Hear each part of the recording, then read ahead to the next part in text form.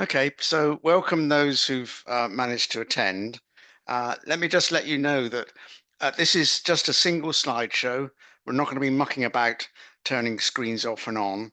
Um, and relevant folks will be asked to speak to their slides. Keep your microphones on mute and put your hand up if you want to speak. But sometimes I don't notice hands going up, so do shout out if needs be. Um, as you can tell, the webinar is being recorded, and I will make the point that these are just summary slides, they're highlights. The annual report version will be much more detailed. And the annual meeting will be a completely different beast to previous years, because in previous years it was essentially a repeat of what was said in the webinar. This year is going to be much more looking at history and trying to join up the different, what I call silos that exist in Southwest marine ecosystems. The sources of images are usually acknowledged. If there's no indication of who took an image, then it's mine. We're very, very careful about getting permission for images, and so we do acknowledge, but also make sure that we've got people's permission to use images. So that said, I'll get on with it and hope that other people join us. So here you are, you can read that. My role is to introduce information which has been harvested through 2025. Paul Naylor keeps a running monthly list of stuff which we've found in publications on the internet and so on. But your role is to comment if you agree and to add information. And it might be that you've got other species which are new to the Southwest, range extensions, changes in the abundance of species and habitats, etc. So that's your role. My role is to start a discussion about the why and the how of change and about any peculiar behaviors of species. And there's another role for you, and that's to contact me before the end of April with any further thoughts. So this is my take after more than 50 years of making observations and so on, is that basically we're detectives. We're spotting things, we're finding clues, we're trying to make links. We're trying to link the clues together to find out why changes are happening and what's driving those changes. But this is the actual running order for the slides. We'll do a new Kids on the Block one, because it seems every year there are species which are new to Britain or new to the Southwest, which we like to draw attention to.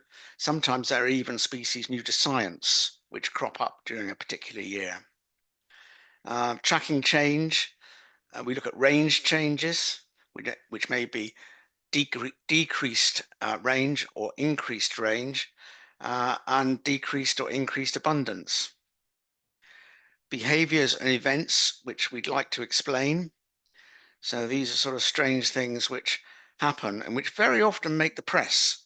Very often something happens, like there's a washout of species, and you want to be able to say, oh yes, that happened because, and that happened 4 years ago and 8 years ago. Non-native species, we always keep track of the status of non-native species in the Southwest, non-native marine species. New structures, this year it seems to have died back a bit, the new structures which are being built and established, but they're supposed to enhance biodiversity.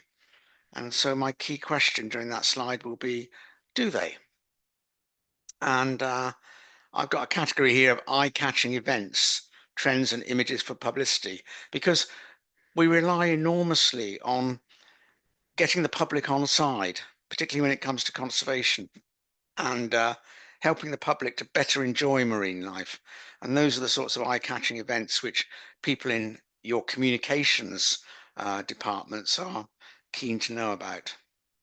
But there's also getting better at observations, because I'm always very jealous when I see the histograms and the graphs from, people like people studying seals and cetacean strandings and so on, that they got such a good way of illustrating the changes which are occurring.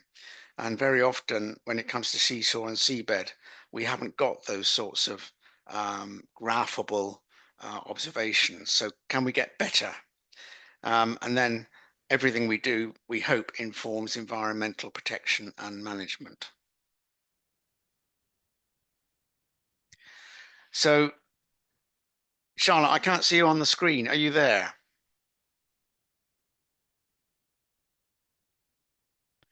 No, I'm looking for Charlotte Cumming, because Charlotte was going to speak to this slide. It's her topic.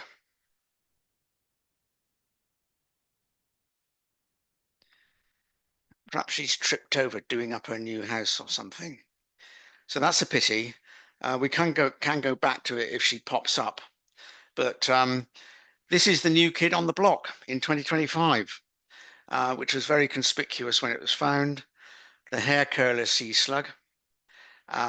It comes under eye-catching events and images as well, because the press were very, very keen to look at that. In theory, I've got 53 participants, but I don't see them all. So I don't know. I'll say again, Charlotte, are you out there? No. Okay, so hi Keith, I am here. Sorry. Oh, you are here. Yes, I am here. I was getting Zoom updated. I don't do this very often, and Zoom, of course, then decided when I logged in 10 minutes ago it had to go and update itself. So we all have the same problems, Charlotte. I am now updated and here. And you can see your slide, can you? I can see my slide. Yes, I didn't know. Well, it didn't say it was number I'd one. hardly started. So would you like to say something about the hair curler sea slug? Sorry, yes. I'm not seeing any slides. All I'm seeing are speakers. Is anyone else having the same problem? They can't see my screen. I can see you, but not your screen. So just on that, Keith, what people need to do at the top of the screen, there you can click on a box that says meeting, or you can click on one that says KHIS screen. You need to click on that one, Keith Hiscock screen, and then you will see the slides. Is that okay, Doug? Got it now, thank you. You got it now, there we are. Thank you very much indeed, Bryce, thank you. Worries. Right, okay. Sorry, apologies everybody. Hello, here I am. The hair curler sea slug. First, you're going to see from the words on there, but I'll expand a little. We were doing a shore search walkover, having done the shore search week quadrat transect survey down at Prisk Cove at the mouth of the Helford in September. And as with all of these things, the tide was turning. I do these things in waders because I quite like to get in and get up close and personal. And saw a tiny sea slug, as you can see from the image of the spirilla. I think that's a Rissoa parva on the bit of seaweed next to it. It was this minute little thing. I thought, oh, it's a sea slug. I'll take some pictures. Couldn't really see what it was. Got it back on the computer, looked at it and thought, I've never seen anything like that, and stuck it over to Bernard Picton, who came back pretty promptly, went, ooh, the last record of one of those was in Brest in northern France. Not had those in the UK before. Lots of general excitement in the Cornwall Wildlife Trust, who put out a press release that ended up in, they did local news and the BBC News down in the southwest, but actually also got picked up. There was a full page picture of it in the New Scientist, and where else did various other bits and pieces of media. Having had the media coverage, I had a message from someone via Matt Slater in the Wildlife Trust who said, I think I saw one of those back in May. We actually ended up with 2 reports from May, nothing through the summer at all. And then from September onwards, we've had at least 30 records, ranging in the west from the record at Prisk. I think there was one at Durgan, which is also on the Helford, right up to a real outlier on up in Plymouth with Jennycliff Bay. Everything else has been around that Falmouth Bay, so Gilly Beach, Castle Beach, all in Falmouth. And then completely randomly in November, 3 in Polzeth in North Cornwall. They haven't been seen since then, but that's Sarah's image that you've got up there. There was spawn with those ones. There was spawn in the May ones. Katie's photo is her one in May on Castle Beach. My one, as I said, was a minute one, and they tend to sort of start off purpley and end up brown.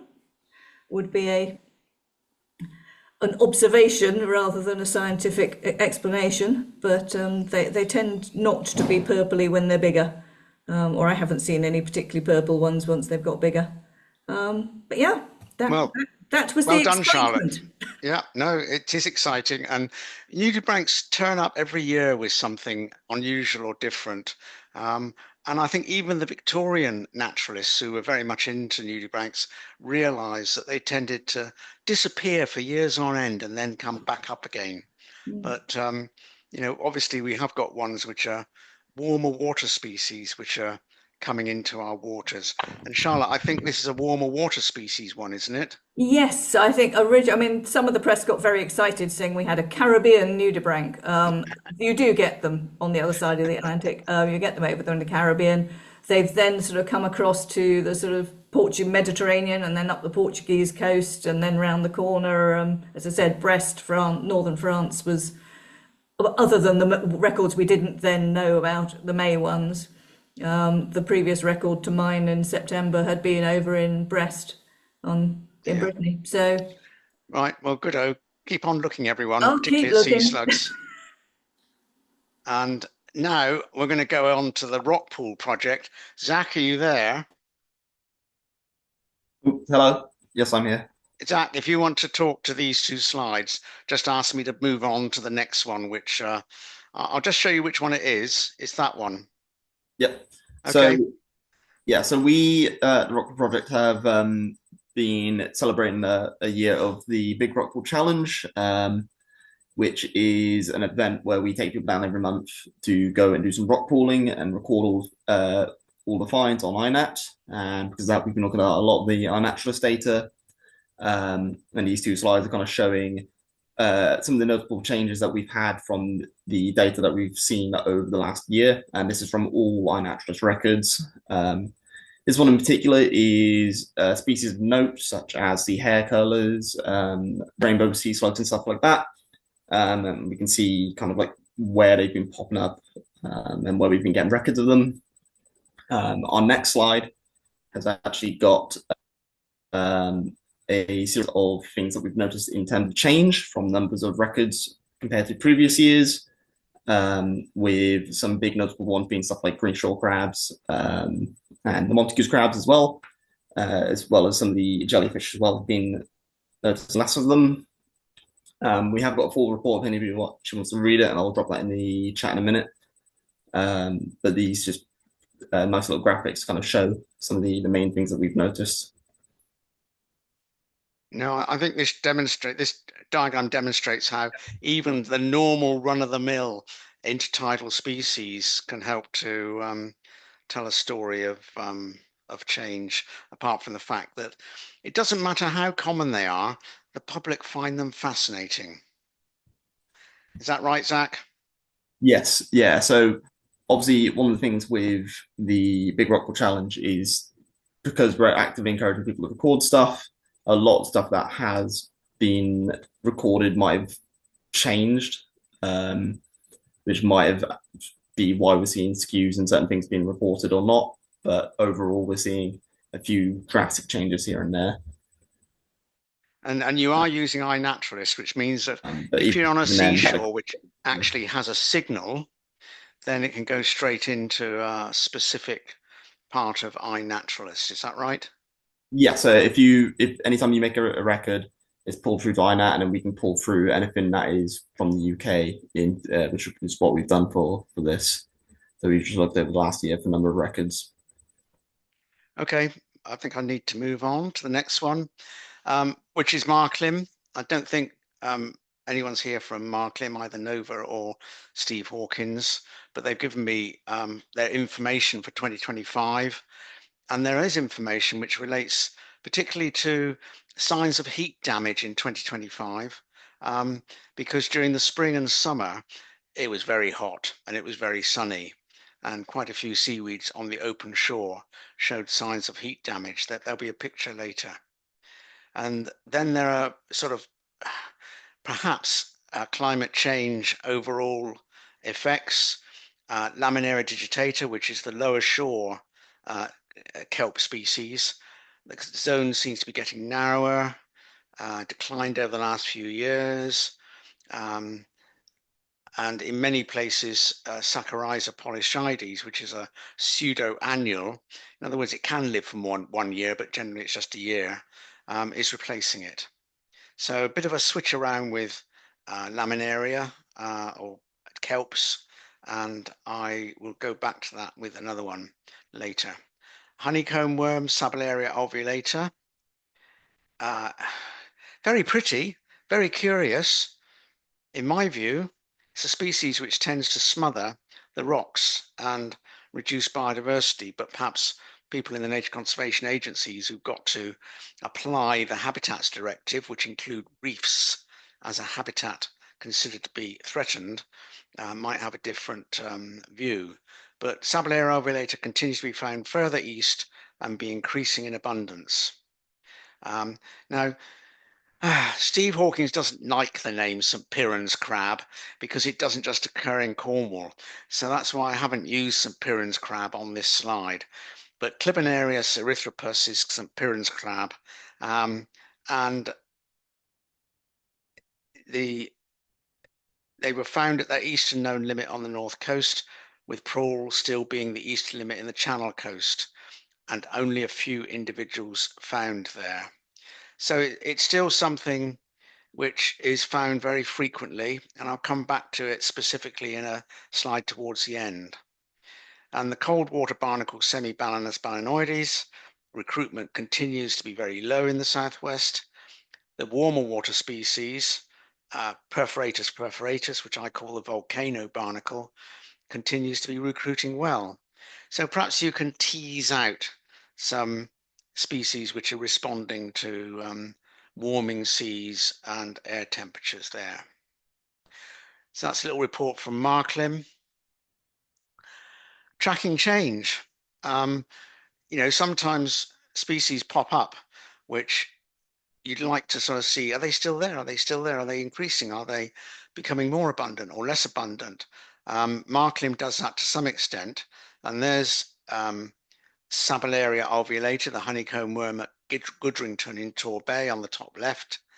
But it's also present in, for instance, an increasing at Westward Ho and at Osmington in Weymouth Bay. So it's going further east and it's increasing in abundance and cover.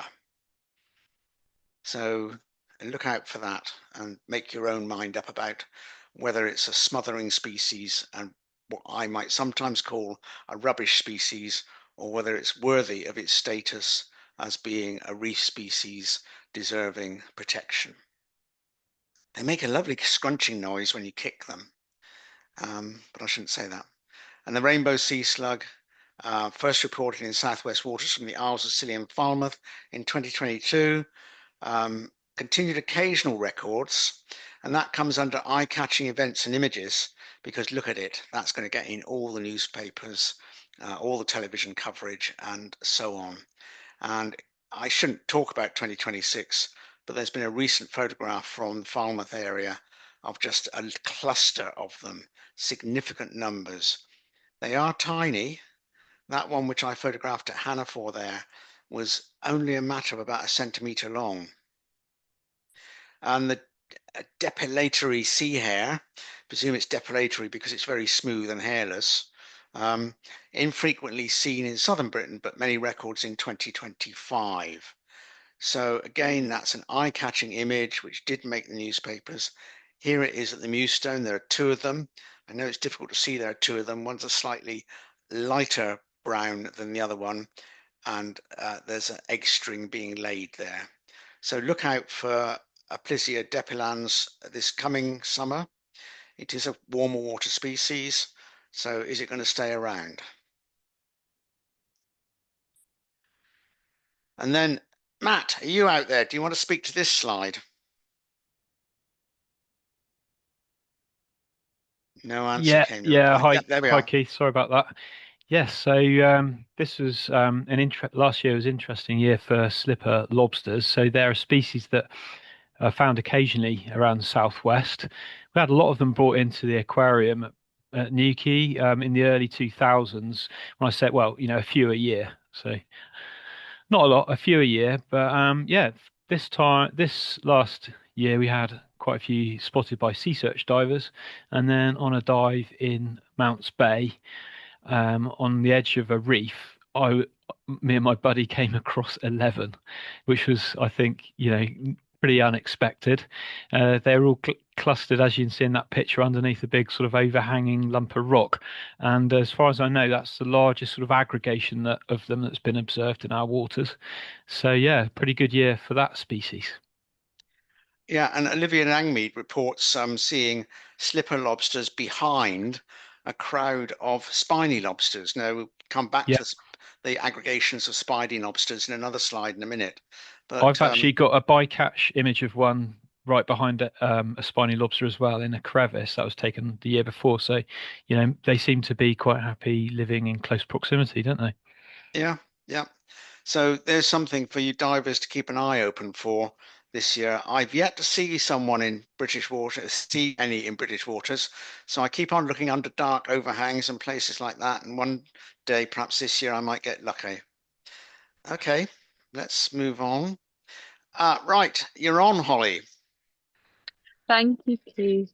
Hi everyone that I don't know. My name's Holly. By day I work at JNCC, and this is a little side passion project that me and some fellow students from Plymouth University put together.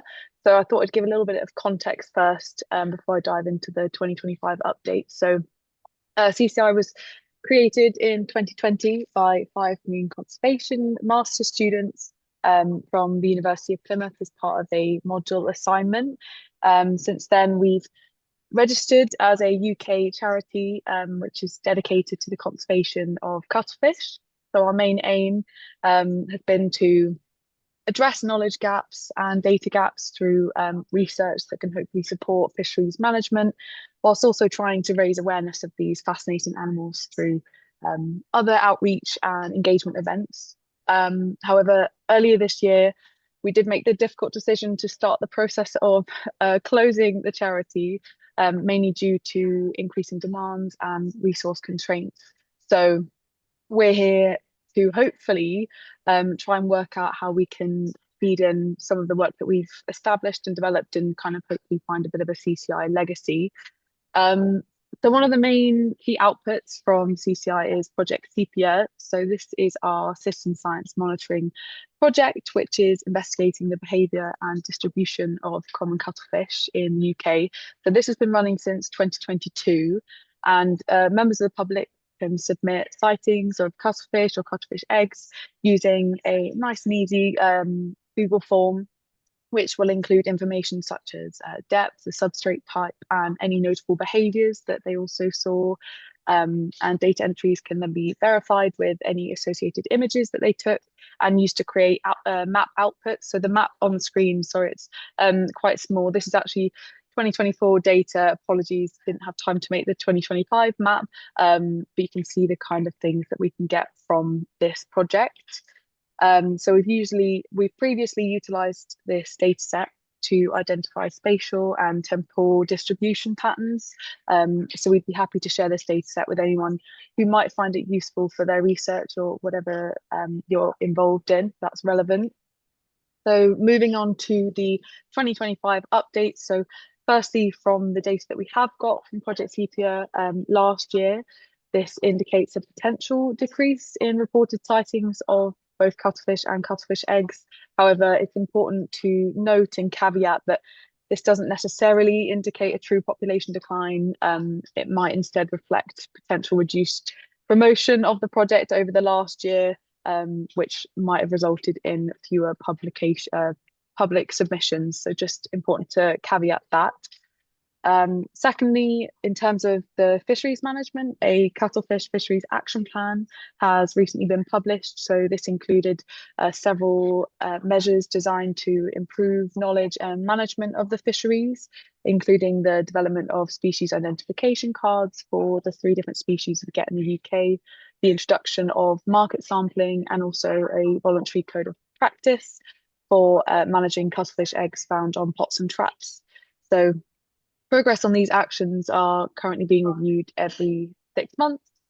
And finally, so point 3 on the update section, a market sampling program carried out between 2024 and 2025 collected biological data from landings at key fish markets.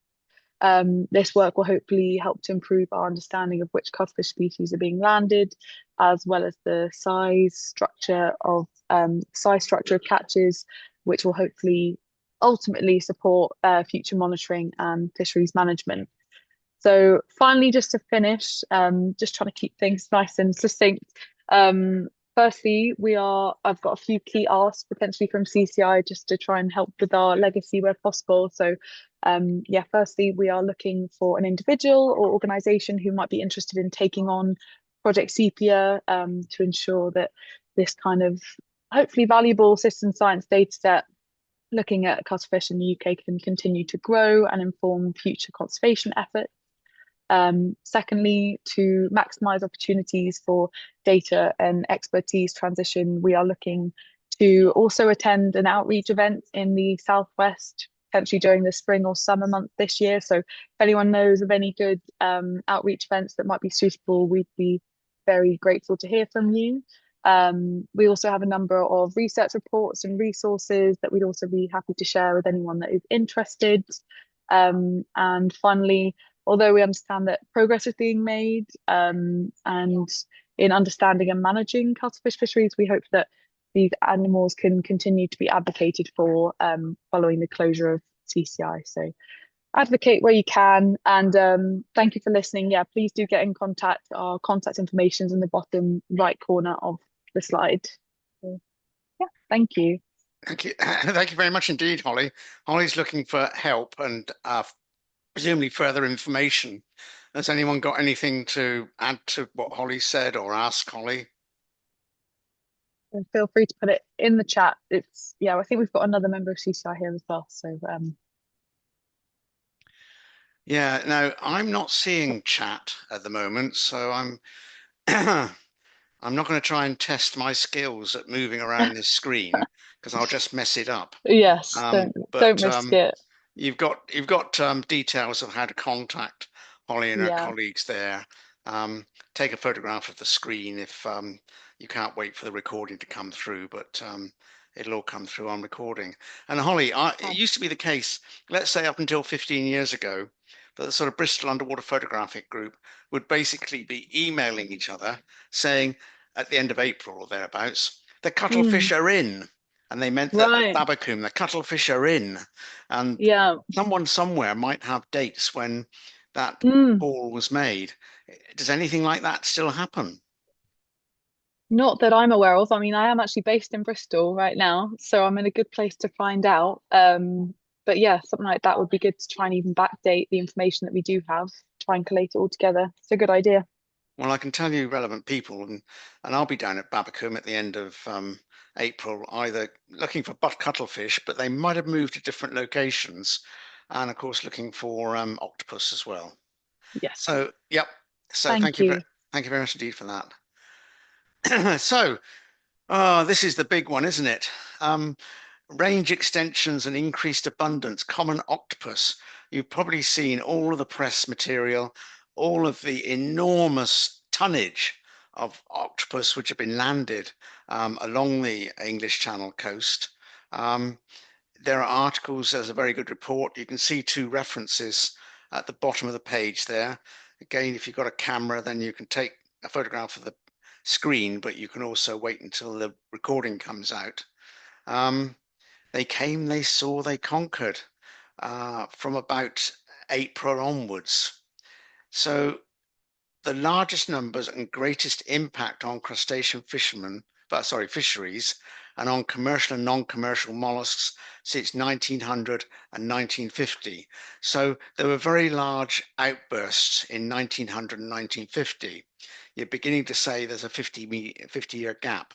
That gap might get much less now because it was put down to mild winters. And if the octopus survive because of mild winters, looks like we're going to get more mild winters. Now, they came in from the east, particularly the Channel Isles.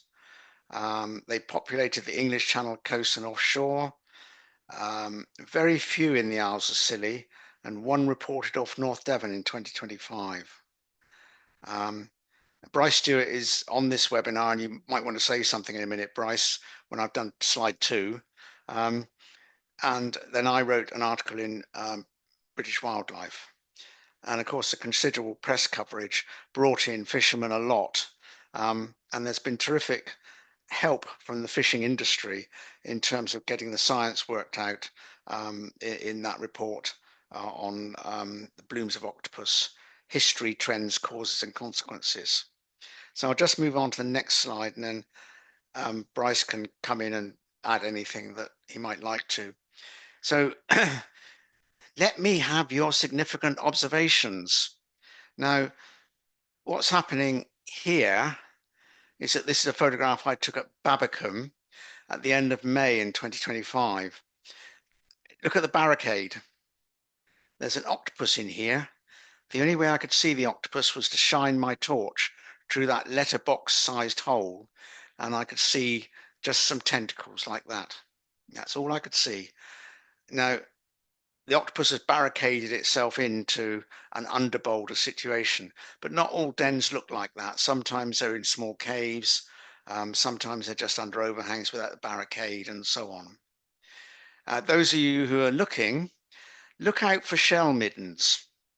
If you see a pile of bivalve shells like this, these are mostly otter shells, have a look behind them, because that's the basically the remains of an octopus feast, and behind it in the cave or whatever might well be the octopus that's just now having a quiet time digesting its meal. So these middens, and what are the mollusk species which are being eaten? We have got a list, about half a dozen species which have been identified from the shells. Just curiosity to some extent, but it's also a clue if you're out diving and you see a midden like that, do look behind it, because I didn't work that out for quite a while this summer. And then super pictures from Sophie Shields at Porthkerris, where the octopus really were abundant. I mean, up to 16 seen in a dive. Hidden away in small caves and so on. So you can see the octopus female's eye, you can see the early stage eggs, and she's keeping them clean, and she's ventilating them for probably up to 3 months. And when they've all hatched, because there'll be several batches of eggs, when they've all hatched, she can die. She's done her stuff. A little thing from me, it's just a sort of curiosity idea that I've got, that octopus and what are called combers or comas might get together. It might be the coma is more likely just picking up scraps from the octopus rather than acting as a sort of a hunting pair or anything like that. But I'd be fascinated if you see anything like that, and particularly if you can get photographs. And this year and late last year, already beginning to see youngsters, including in rock pools, including ones that have actually been eaten by small sharks and so on. And somebody's opened up the small shark and found the octopus in its digestive system. So those are the sorts of observations we're looking for, because, Bryce, do you think it's going to happen again? That's the $64,000 question. I mean, yes, so just to sort of add, so thanks, Keith, you've said a lot, and I won't say much more. not only do we not have the cold winters now, which seem to have knocked off octopus blooms in the past, when we looked at the environmental conditions around this bloom and the year previously, and then we did the same thing for all the previous blooms. So there's one 1950, 1899 and 1900, and there was a smaller one, it seems, 1932, 33 as well. All of those years, it was abnormally warm in the atmosphere and the ocean, both the year before and the year of the bloom. So, I mean, this is not surprising, right? It's a Mediterranean sort of species, so it's going to do better in the warmer conditions. I think the big thing now is that they're here in large numbers. They're still here. We're still hearing lots being caught by the fishermen. There was, as many of you know, lots of breeding last year, and that had almost never been seen before. I mean, partly that's because in 1950 there weren't a lot of scuba divers, but even still, a lot of reports we got were, fishermen talking about eggs on their pots and things like that. So it does, yeah. What I would imagine is probably this year there'll be less because they have been fished very heavily. But all it takes is for the right mix of conditions to sort of proliferate again, and the numbers will take off again because they breed so productively. They grow very, very fast. In the past, it seems like mostly those blooms were based on juveniles being brought in from the Channel Islands and France, whereas now they're here and they're breeding. So I get the feeling they're here to stay. But we're not going to have huge numbers every year, but I get the feeling, and this is an educated sort of guess, that they will persist. The only other thing to say is we, as part of this project, which is still going on, it's got another month or so to run. We did a survey of scuba divers, which may well include some of you. So we had 120 responses to that. So thank you very much if one of those was you. We are writing that up at the moment, so that that report, which includes various other things, should be available by the end of April, hopefully, or thereabouts.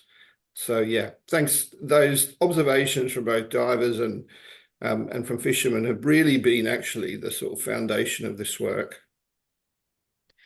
Thank you, Bryce. Interesting topic. I look forward to getting some more photographs this summer, and perhaps now I know where to look a bit better. Okay, we'll move on.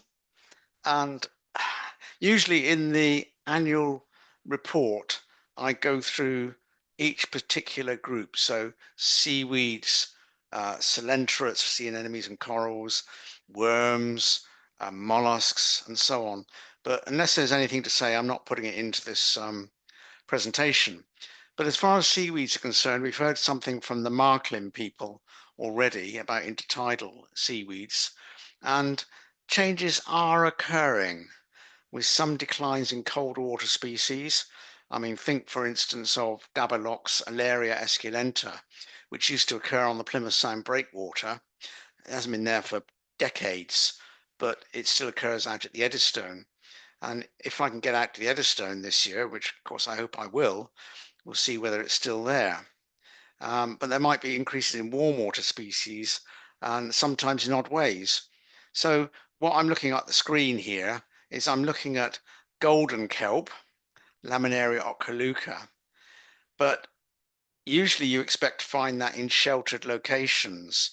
I know on places in Cornwall it can occur on much more open coast locations, but I was very surprised to find it and photograph it, the photograph here, at a site called the Alternative Ruts. And it was at a depth of 14 meters below chart datum. You see the ruts rise to just 13 meters below chart datum, and coming up the cliff face, as it were, at the top, that's what I saw. And I thought, well, that's very strange, because last week, literally, I was diving the east ruts just here to the east, sorry, to the west, and I deliberately made a comment that not seen, not recorded rather. I wrote in my diving logbook, not recorded. So here we are off Bulktail, Bigbury Bay, well offshore. very strange to see them popping up here. So look out for golden kelp, very easy to tell it, very smooth, stipes, very efficient at defending against attached species. And yes, it is golden.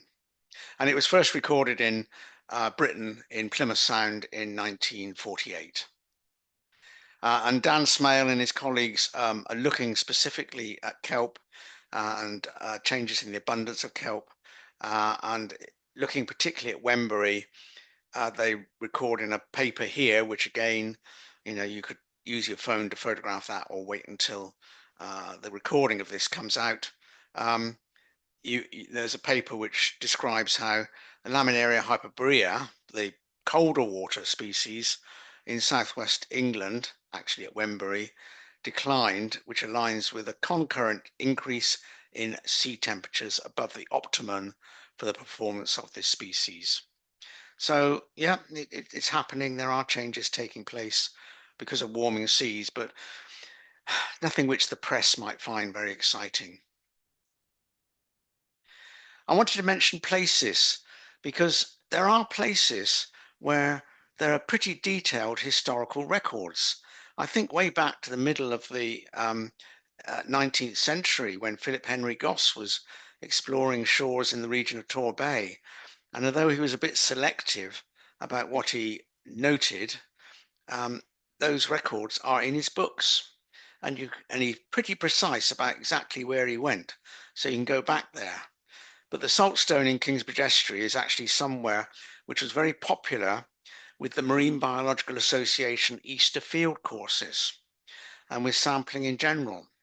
So there are a lot of records from the saltstone in Kingsbridge Estuary. That's my panoramic picture from the top of the saltstone. And just a few species pictures I took when I went out just once with Sarah Jackson. Of the variety of different habitats there and the sorts of species you're likely to get. But Sarah did a really good job of finding literature from university field courses, Marine Biological Association, the Plymouth Marine Fauna, etc., and did a comparative study of surveys from 1900 to 2025. And the answer? Little change in species diversity. So it's still a very biodiverse site, but there were changes in characterizing species. So that happened as well at Lundy when we resurveyed rocky shores there from the work done by Leslie Harvey in the late 1940s. And the answer was the same, little change in species diversity, but changes in characterizing species. So if you've got old literature, it's well worthwhile having dedicated surveys to go back and see whether they've changed very much to try and account for it and see whether you get the same story as Sarah. Now, I'm not sure. Nigel, has Sarah published or is her thesis available?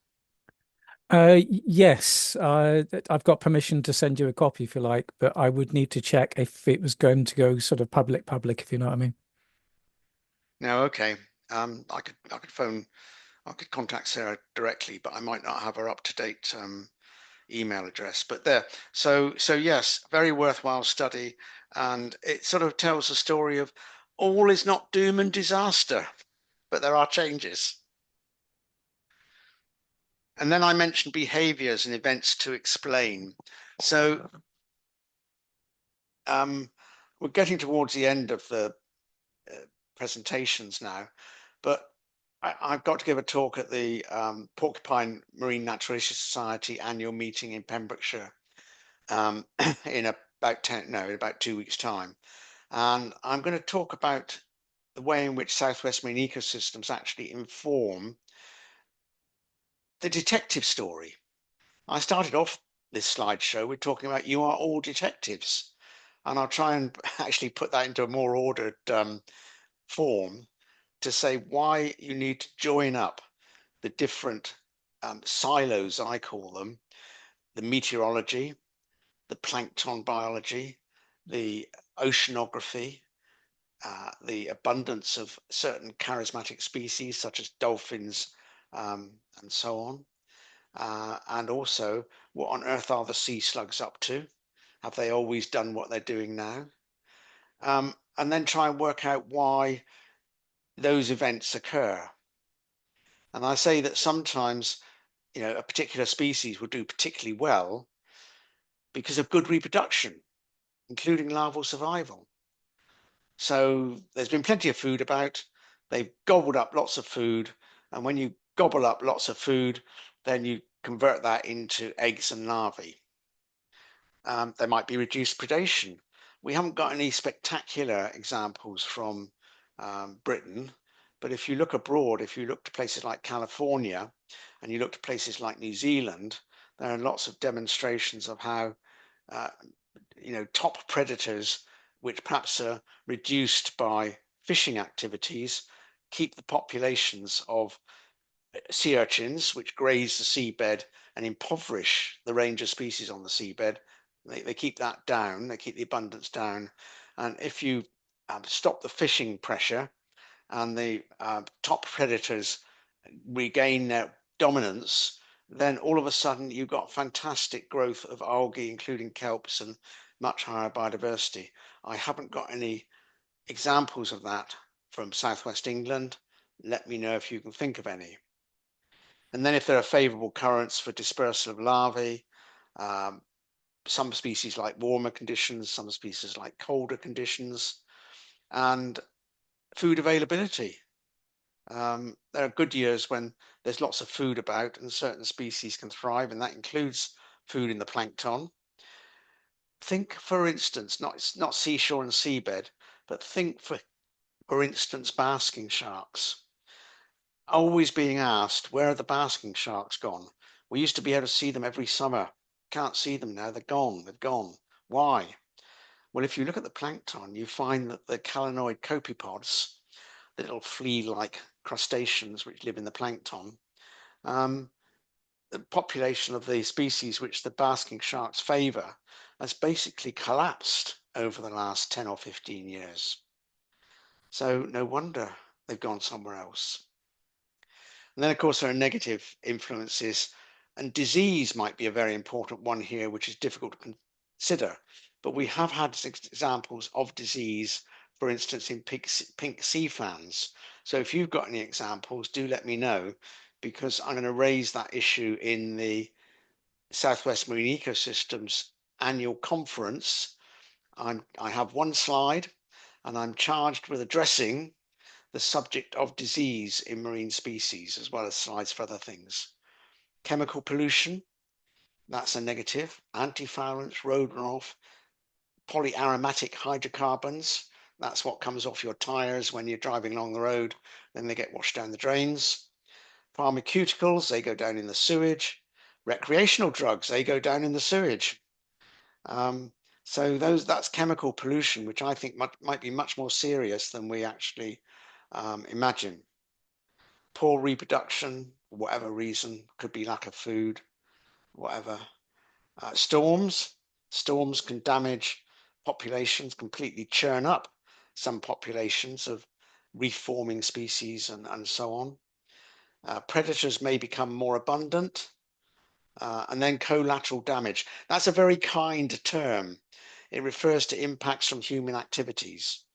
So obviously dredging, trawling, those are what you might cause collateral damage, where the seabed marine life is also disturbed. Now, those are a few thoughts of mine. It's not comprehensive, but either now or when you've looked at the recording, is there anything that you can think of which I've missed off there from positive, in other words, increasing possibility of something thriving, or negative, in other words, reducing the possibility of something thriving? Anyone want to speak up? Keith, I think a big one would be invasive species. We're now seeing clumping of Pacific oysters on mudflats displacing the dwarf seagrass. And we've got bladderwrack now using the oysters as a substrate. I also wonder about the pulses of fresh water that we get within estuaries after high rainfalls. example, in Salcombe, the fishers have moved where they used to store the crabs further down the estuary because the crabs all got killed one year with a pulse of fresh water.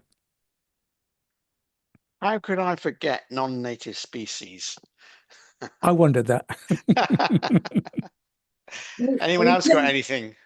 I was just wondering, are we putting fishing under collateral damage? Because that's a big one, surely. Yeah, sorry, I said I was kind in using the term collateral damage. Perhaps I should put in brackets fishing. Yeah, okay. Sorry, were you trying to say something, Holly? Sorry, can I go to Holly first? Were you trying to say something? No, it wasn't me. Someone else Oh, got okay. their hand David up. then. David Francis, yeah. Keith, I also think about the silt in the freshwater runoff. That seems to be having a significant effect to the tunicates and sponges in the Plymouth Marine Sound, Plymouth Sound. Yes, I have yet to get out there on the seabed and see for myself. This wretched bad weather is preventing that at the very time when the silt will be settling out and perhaps causing smothering and clogging feeding organs and so on. Lots of that going on, I'm afraid. Yeah, but where's your information coming from? I've got there's 2 artificial reefs, one in the Queen Anne Battery Marina and one in the Mayflower Marina, and they both seem to have been badly affected. They're super abundant with tunicates all through the summer, and I looked at them last week, and they've nearly all been smothered. So yeah, not looking good at all. No, that's very interesting. Those artificial substrates, the hives, come up in a minute. Anything else, just let me know. My email pops up frequently. Keith, yeah, who's that? Can I interject? It's John. Isopods on wrasse and pollock, are they increasing in number? Oh, yes, okay. Well, yes, this is basically the ones which hang on to the head of the wrasse or the pollock and just basically parasitize them. Well, I don't think they kill them, but it's worth perhaps asking the people at CFAS whether there's any evidence that they might cause a reduction in the population. Paul Naylor keeps his eye on these things, so we ought to ask Paul as well. I'll go on to this now. We're not far off the end. Continued increase in abundance of spiny lobsters. This is the sort of thing divers have been seeing in 2025. Not just rows of spiny lobsters lined up against rock shelves, but actually aggregations like this. Now, I'll give you my explanation in a minute, see what you think. But those antennae have got backward pointing sharp spines. And if you get close to a spiny lobster, it starts whipping and slashing. So it's using those antennae for defense. And I just wonder, with the octopus bloom, is this what the spiny lobsters are doing?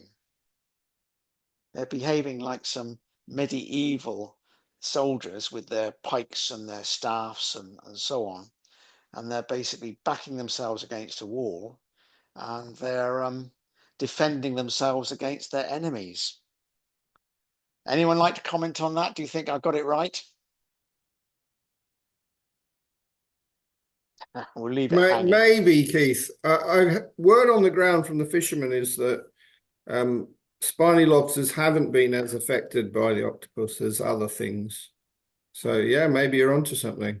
But I think that if the spiny lobsters are in a lobster pot and the octopus goes into the lobster pot, the octopus can catch them from behind. Yeah, yeah.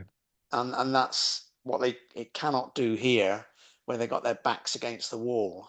Mm. So yeah, lots of pictures of spiny lobster shells in lobster pots. And then behaviors and events to explain. Here we are on ex-HMS Scylla. They settled on ex-HMS Scylla in Whitsand Bay in late summer, and I've noted previous mussel settlements on Scylla in 2004, 2008, 2012, 2020. I might have missed some, but it does seem as if, well, I think divers and people know that there are sporadic recruitments in mussels. And 2025 was obviously a good year.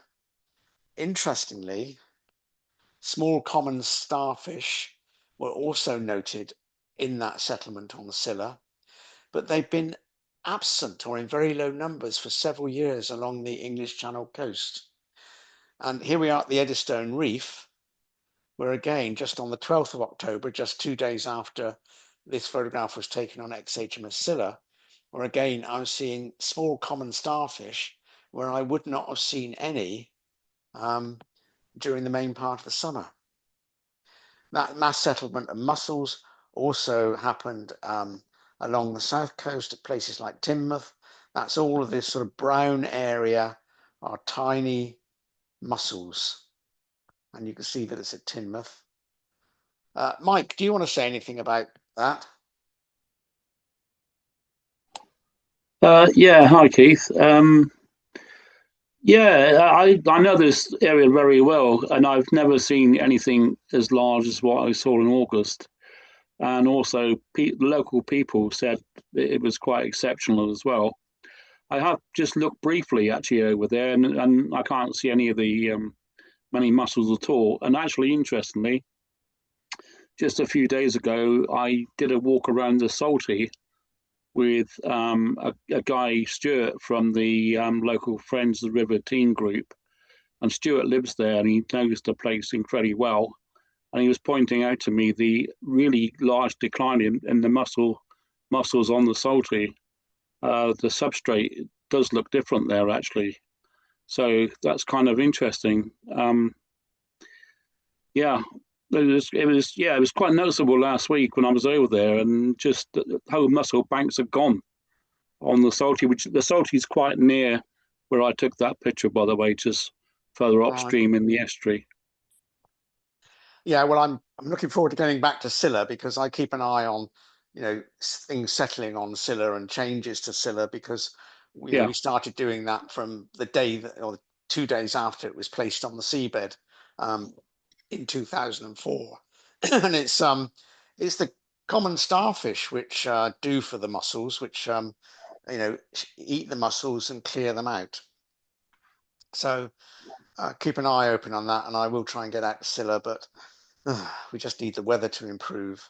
And also, Peter Tinsley tells me that he's got sort of photogrammetry images along the Lulworth banks, and he says that now on the 25th of August 2025,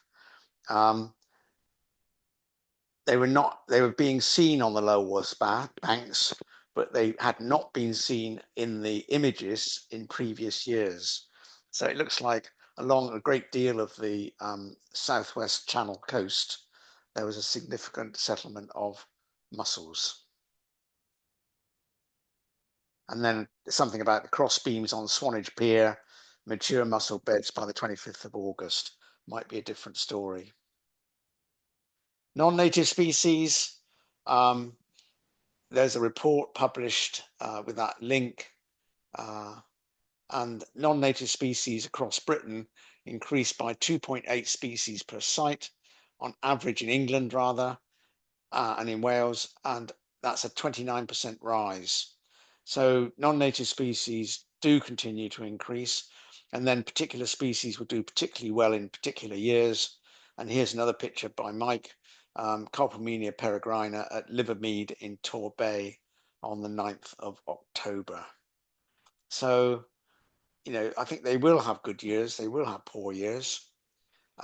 This is a lovely little spiral tube worm, got this lovely blue color to it, occurs in marinas. It's also recorded now from Swanage. This is a random photograph posted by Julie Lynch to say, what's this? And that's what we pick up a lot of our information from. It's random photographs posted on Facebook to say, can anyone tell me what this is? And you don't stand a chance of being able to identify Didemnum pseudovexillum because it looks just like Didemnum vexillum. But John's done all the necessary DNA stuff and so on. But that's another record. So that's the list of from John Bishop, about non-native species recorded in southwest England, but no additional species in 2025.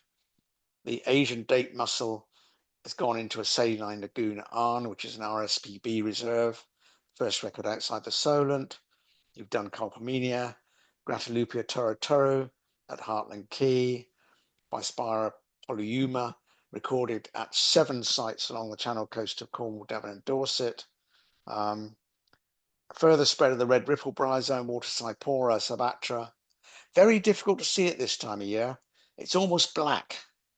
But once you get, into summertime and towards the end of summertime, it's very pretty. It looks like a red ripples ice cream. And a filamentous red alga infesting merle. I did ask if that had been identified yet before I put this presentation together. I haven't had any response, but it could well be a non-native species, and this is merle in St Austell Bay. More shores of settlement of Pacific oysters. There are reports of declining numbers of slipper limpets in southwest England, but continued increase in extent and numbers further north. Slipper limpets are a cold water species. It's not impossible that it's got a little bit too warm for them, but certainly those of you who go out on shores, keep an eye open to see whether you think you can still find slipper limpets.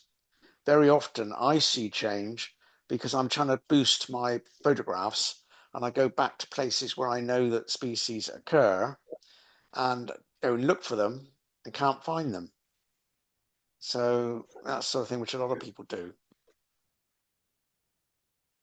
New structures, biodiversity enhancement is the aim. Certainly in terms of ex-HMS Scylla, which is rather a large new structure, a whole frigate sunk to the seabed, and the number of species which have settled on Scylla, both conspicuous ones and ones which were collected by scraping away undergrowth and so on, about 260 species. And that seems like the sort of number of species you'd expect in a very detailed survey. What's happening in other artificial habitats. So most of the artificial structures, such as these being established in Padstow Harbour in November last year to create a living seawall. There's one just down the road from here, outside of Sutton Harbour in Plymouth Sound. And those are sculptured wall panels, which are much the same from place to place. So it's possible to compare settlement from different locations. And then you've got Dave Francis's sea hives in Weymouth and Portland. In this case, Weymouth and Portland Sailing Academy.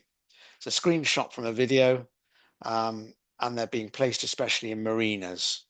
So not so much activity in terms of molded structures being placed out as they were in 2024. I'd like to see some much larger designed, perhaps 3D printed structures being placed on the seabed, designed to attract a wide range of species. But at the moment, in 2025, not seeing that. Eye-catching events, storm washouts. This is a super picture by Maria Munn in Studland Bay. And Peter Tinsley also from the Dorset Wildlife Trust went to Studland Bay, and he actually documented the ones that he could identify, not necessarily a full search, but a partial search. But you can see these otter shells, and these otter shells, Lutraria, dig very deep in the sediment. I mean, I've dug for them. I had to go down 50 centimeters to get them. And here they are being washed off after a storm. There was also a lot of seagrass washed up and so on. So it happens from time to time. Peter mentions a similar washout in March 2018. So although it's pretty spectacular, this burrowing species must recover. And it's the sort of thing that needs explaining to the press that, it's not likely to be pollution. It's more likely to be that storm which hit the coast and came in at an odd angle. So people are very quick to suggest pollution, but very often it's a natural event. And then sometimes it might be pollution. This is the eye-catching event, heat damaged fucoid algae on the upper shore at Burr Island in May. A lot of people wouldn't recognize those as heat damaged, but they're pretty shriveled up. And I don't know what the change was, whether they recovered. But also I do recall seeing bleached algae in rock pools. If anyone's got any photographs of bleached algae in rock pools during the summer of 2025, do send them to me, because I think they're a bit more convincing than this photograph. And it happens. It happens during very sunny periods when it's hot, and the bleaching occurs. And then I want to just keep saying finally, say getting better at comparable observations. I'm very jealous of the people who can draw graphs and histograms and so on from their sort of studies of plankton and strandings of cetaceans and things like that. Now, if you get anecdotal or descriptive observations from experienced naturalists, they should be accepted. If they're experienced naturalists, you shouldn't throw them away because they haven't got statistically valid sampling protocols from people who I call statistical fascists. There's a view that some shores and subtidal locations are much less rich than, say, 10 years ago. Now, we reported this in 2024.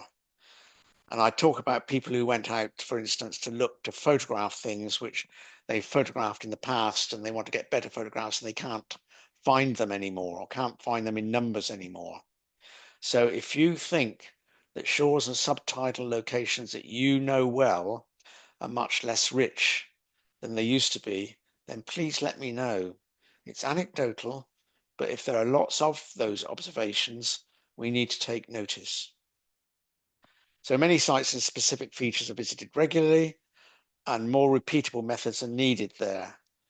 Now, there's lots of quadrat surveys going on, but they're for a limited number of open shore species. And I think for presence and abundance of intertidal and subtidal species, novel approaches are needed. I emphasize here that shore search includes wider searches around quadrat areas, and sea search often revisits subtidal locations. Matt, do you want to say anything? Yeah, we're very aware, Keith, that we've got quite a lot of data now from popular dive sites through Sea Search, and it's something that we would really need to do a bit more detailed analysis, but a bit of a rough look at it, and we're certainly seeing a lot of the things you've been talking about, like a decline in cooler water species and arrival of more warm water species and more non-natives. But yeah, I'd love to do some sort of detailed statistical analysis, and certainly, it's quite an interesting project for somebody if there was a student or someone with the skills who wanted to have a look at it. Just a census would do. I'll talk about this in a moment, but just a census. So say, for instance, what I'm doing here is I've got the message that a lot of people say, well, that's anecdotal, Keith. How do you know that it's changed? I thought, well, look, what I can do here at Marra Pool in Baton Bay in Plymouth Sound is I can actually go along this boulder shore, not at extreme low water spring tides, because you can't always guarantee getting back at extreme low water, and just turn over 20 largish boulders and catalogue what's underneath them. And that might be, 12 Montague's crabs, 10 Montague's crabs, 2 Montague's crabs, and so on. It might be that, you're seeing a few juvenile edible crabs.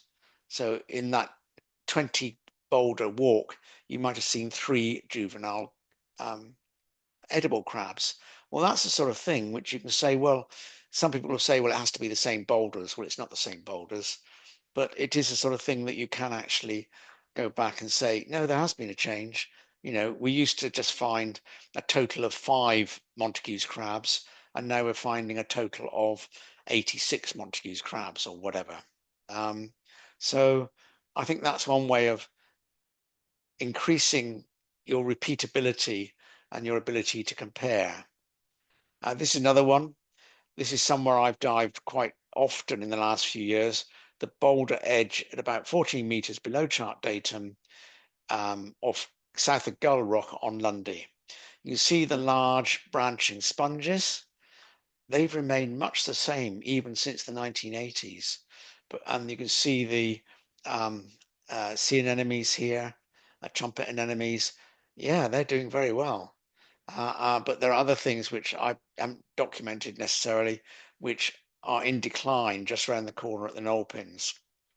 So going back to the same place, doing abundance of conspicuous species surveys can be repeated. This is a different topic altogether. This is one particular species. How's it doing? And this is when I went on the shore with Steve Hawkins at Cellar Beach.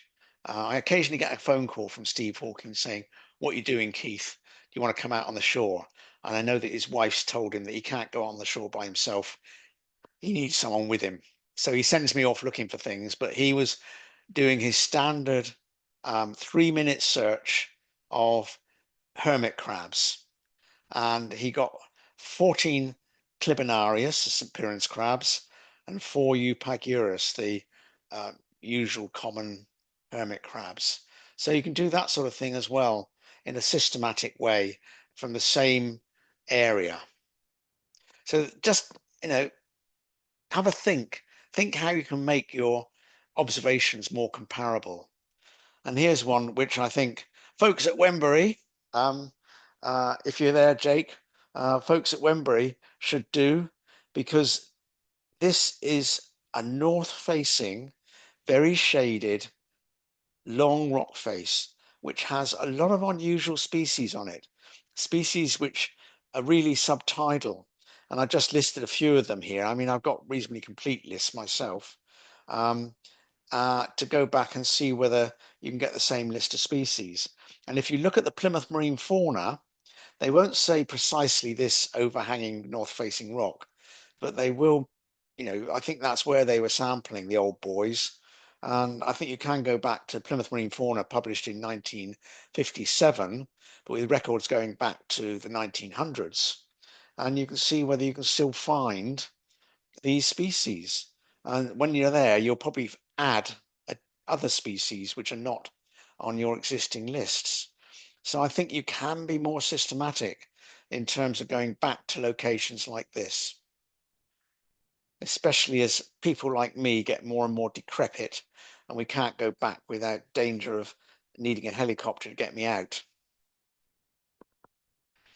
And again, I mentioned this in a previous presentation, but I'm going to mention it again for those people who go diving on the offshore reefs in particular.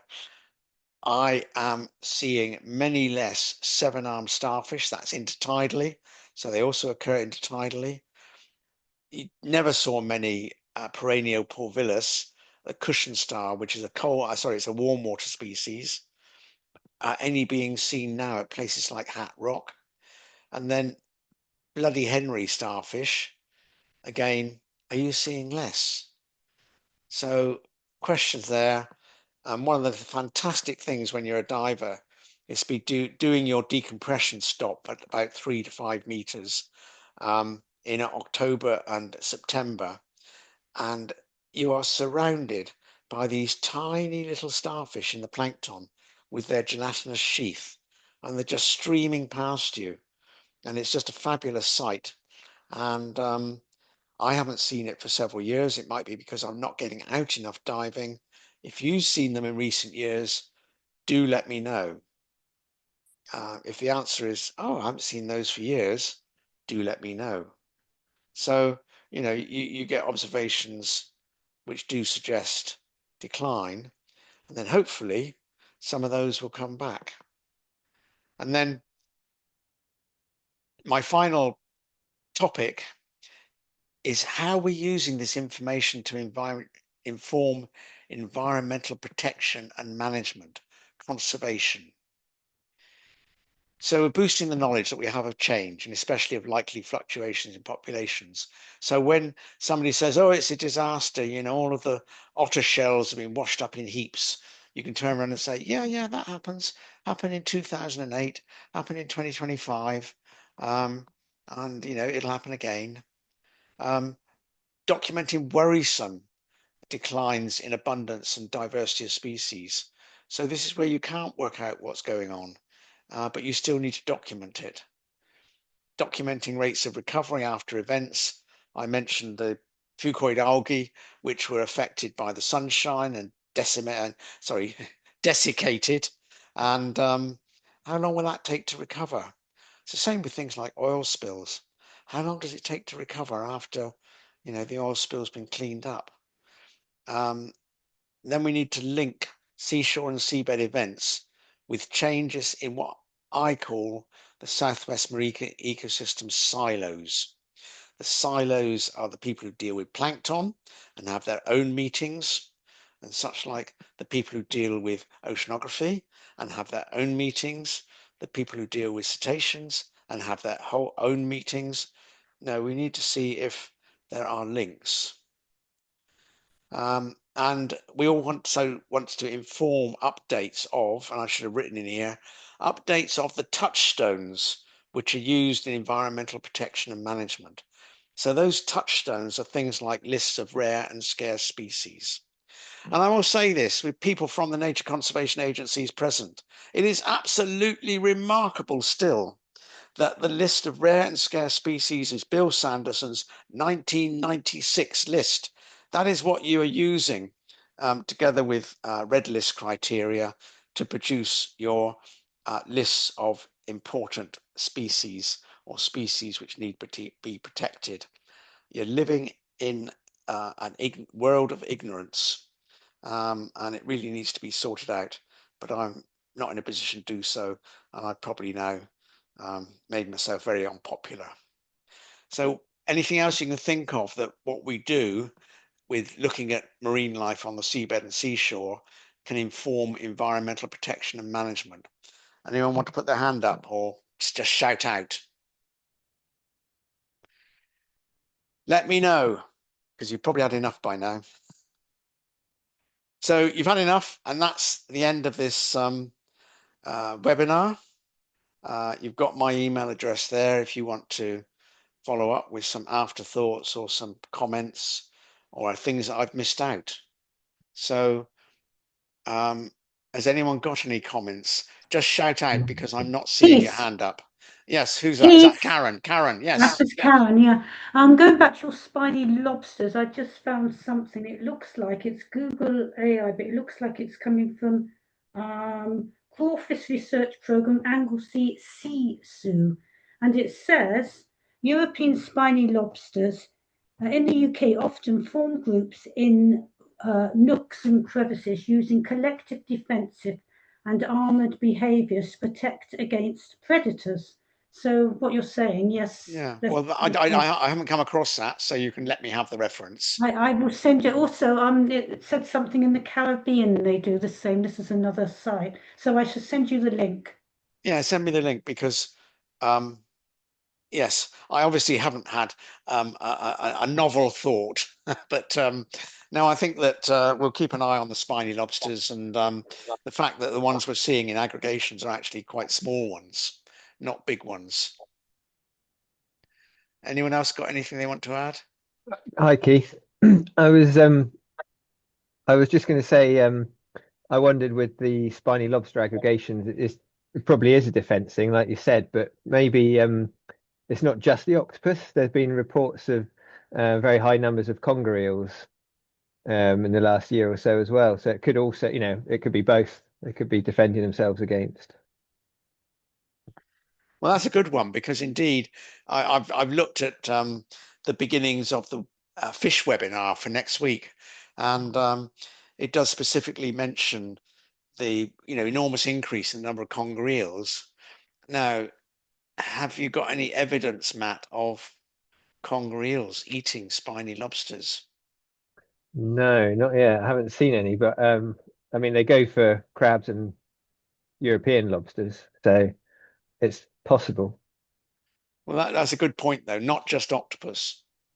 Yeah. Matt, was it you that took the picture of a cuttlefish with the antennae of a crawfish sticking out? No, that was springing to my mind as well. That's Mike Markey who took that Oh, that one. was Mike Markey who took Yeah. that. Yeah, Yeah. yeah. So the cuttlefish will go for small spiny lobsters if they can catch them from behind. Yes. Yeah. Anyone else got any points they want to make? No? Yes, You've all... Keith, sorry. Oh, sorry. Doug, yeah. Your report of Aplysia depillans. Yeah. Back in August to November 2007, we were getting a lot of very big Aplysias. And most of the ones I came across were considered to be fasciata, and only a few of them dipillans. I wonder if they had been considered. Are they actually dipillans? I found fasciata more common back in 2007. Is fasciatum the one which has got a sort of slightly purpley edge to it?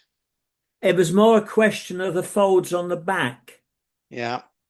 And also penis. I did send mine up to the Natural History Museum, so. Okay, well, we ought to take account of that, but it's almost the sort of thing be careful what you call something. Yes. Don't just jump to the first conclusion. For us, we found some at Mountbatten, and we had those confirmed as depilans. Yeah. And mine and Alderney. Did you? Sorry. Also, mine and Alderney also depilans as well, so it's confirmed. Right. Good, because I don't want to get any mistakes into the annual report. But I might come back to you, Doug, and ask you for more, sort of chapter and verse, as it were, because, it's a caution for people not just assume immediately, especially if they are back again this coming summer. Anyone else want to shout out? Keith, I agree with you that the 7-armed starfish, they're just not being picked up anymore by sea search observers. Very, very, very, very in decline, I think, that species. And it's tricky, isn't it? I would like to know if anyone's got a spot where they always used to see large amounts of brittle stars. I think there's less, but I don't have a spot where I used to always sort of reliably see them, and I'd be interested if anyone's picked up on that as well.